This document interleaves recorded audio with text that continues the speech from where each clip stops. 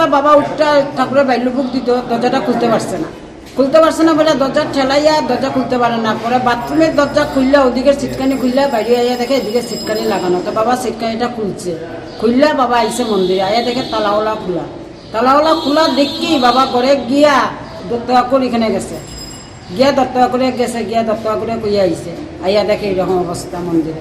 তাই তো মানে বয়স্ক মানুষ তো তাই নিজের থেকে নিজে অসুস্থ হয়ে গেছে, কালকে তাই অসুস্থ আসলে প্রেশার বাড়তে আছে। কি নিচে করে আপনার মোটক নিচে, চূড়া নিচে, বাবার 10,000 টাকার মতন আসলো ইয়ের মধ্যে। কালকের প্রোগ্রাম আসলো, একটা প্রোগ্রামের সবটি পয়সা নিচে গিয়ে, এরপরে চূড়া নিচে, বাসি নিচে, ঠাকুরের পিতলের বাসন নিচে, সব নিচে প্রণামী বাস্কটা নিচে সব। এটা তো আসলে খুবই একটা দুঃসংবাদ ধর্মনগরবাসীর কাছে। ভক্তিপ্রাণ মানুষ যারা আছে এখানে রেগুলার ওনারা আসেন, কীর্তন হয়, পূজা পাঠ হয়।